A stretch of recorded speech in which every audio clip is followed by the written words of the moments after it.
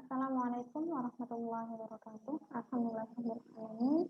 Wa bihi nasta'in wa ala umuri dunya waddin. Wassalatu wassalamu ala asyrofil anbiya'i wal mursalin sayyidina wa maulana Muhammadin wa ala alihi wa sahbihi ajmain amma ba'du. Ya, alhamdulillah, pada kesempatan kali ini kita masih terus bisa membahasnya terkait dengan transaksi yang ada di dalam hukum Islam dan kemudian bagaimana sih fisiknya gitu ya. Nah, pada pekan ini kita akan membahas terkait dengan dain dan qard. Nah, mungkin ini adalah suatu transaksi yang kemudian sering dilakukan oleh keumuman manusia gitu ya. Apa sih dain dan qard? Nah, ini adalah aktivitas utang piutang gitu. Nah, hanya saja di sini utang atau pinjaman ya itu memiliki dua hal yang berbeda ya, utang dain, pinjaman oleh al-qard.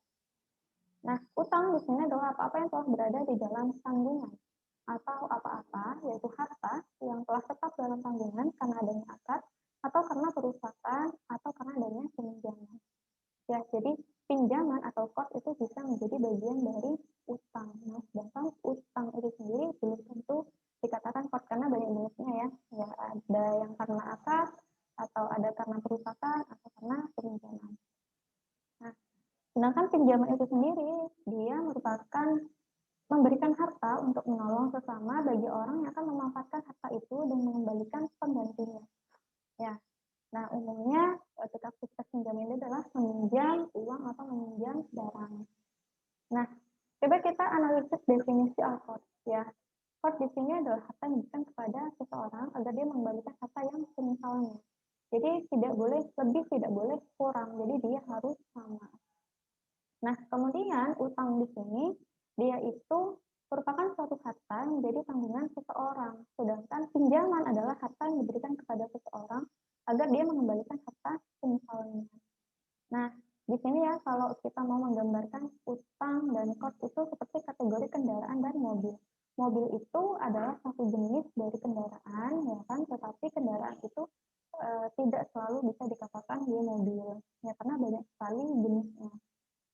Nah, urgensi memahami perbedaan dain dan qard itu untuk apa? Yaitu adalah memahami perbedaan hukum, ya. Jadi ketika kita memahami hukum dain itu seperti apa, qard seperti apa, nah maka di sini perlakuannya akan berbeda. Gitu. Tetapi kalau qard kemudian dikatakan dia dain atau dain itu dikatakan qard, maka di sini nanti akan menimbulkan kerusakan-kerusakan pada apa tersebut. Nah, kemudian juga agar kita memahami beberapa hukum yang didasarkan pada perbedaan jenis utang. Nah, hukum seputar ad-dain ya, hukum seputar utang di sini hukum asalnya adalah boleh ya. Ada dalilnya ya dari surat Al-Baqarah ayat 282, yaitu dikatakan bahwa di sini menunjukkan kebolehan adanya aktivitas berhutang ya. Namun di sisi lain juga ada celaan bagi orang-orang yang kemudian dia memiliki hutang namun tidak melunasinya, atau bahkan Rasulullah pernah berdoa supaya Allah melindungi dari dosa dan hutang begitu. Kenapa gitu ya, kalau di sini disebutkan dari Aisyah radhiyallahu anha gitu ya, Rasulullah kenapa meminta perlindungan dari hutang? Jadi sesungguhnya seseorang itu jika ia berhutang lalu berbicara, maka dia akan berdusta. Jika dia membuat janji, maka dia akan ingkar janji gitu. Nah, ada juga dalil-dalil lainnya kemudian celaan-celaan ya, atau kemudian ada aktivitas-aktivitas yang kemudian harus kita juga hindari, jangan kemudian muslim itu terbiasakan gitu ya dengan aktivitas hutang. Nah, maka bagaimana ketika ada dalil yang kemudian itu membolehkan kita untuk berhutang, tetapi di sisi lain juga ada celaan. Nah, maka di sini gitu ya, ada kaidah usul fikih yang menetapkan mengamalkan dua dalil adalah lebih utama daripada mengabaikan salah satu dalil secara keseluruhan. Maka semua dalil yang ada, nah itu wajib untuk kita pahami ya, wajib untuk kita kemudian jalankan. Nah, namun bagaimana kesimpulan dari nas-nas yang ada?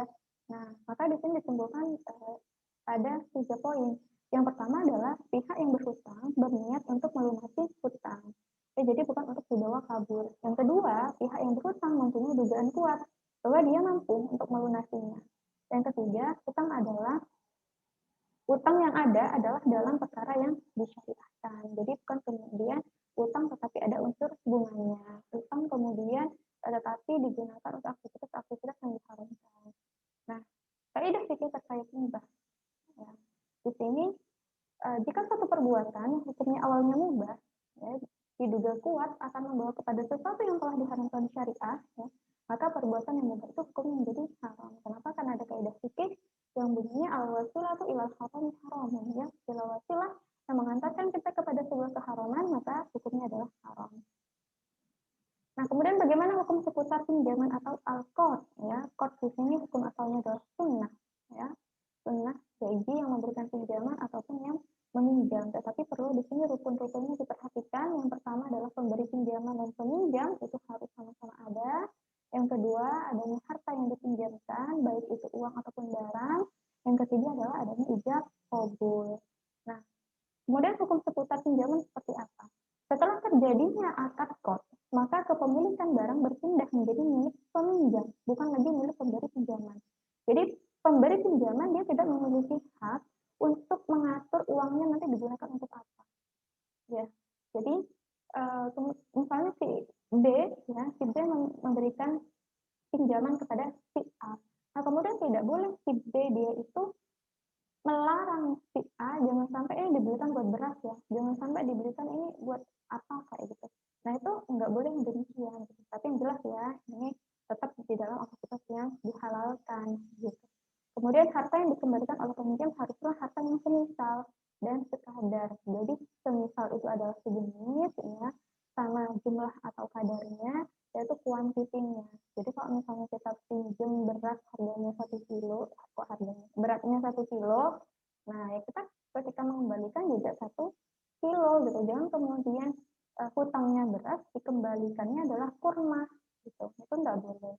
Nah atau misalnya hutang uang gitu ya, kemudian yang jumlahnya 10.000 kita kembalikannya 11.000, nah, itu tidak boleh. Kenapa? Karena itu adalah ziyadah atau tambahan yang itu dikategorikan sebagai riba. Nah di dalam hadis Rasulullah gitu ya disampaikan gitu, jika salah seorang kali memberikan pinjaman lalu dia diberi hadiah atau dinaikkan di atas tunggangan, ya ini maksudnya kalau dulu ada unta ya yang dijadikan kendaraan, nah maka janganlah dia menaikinya dan jangan menerimanya. Kenapa? Ya karena itu tadi takutnya adalah menerima manfaat dari aktivitas skor. Nah, kecuali hal itu sudah biasa terjadi antara peminjam dan pemberi pinjaman sebelumnya. Artinya biasa ini adalah sekalipun dia nggak berhutang gitu, dia udah biasa gitu memberikan hadiah onta, udah naikin aja misalnya seperti itu sudah terbiasa gitu. Nah sampai pada saat dia itu memberikan pinjaman berupa unta, kemudian dia menungganginya, maka ini tidak masalah gitu ya.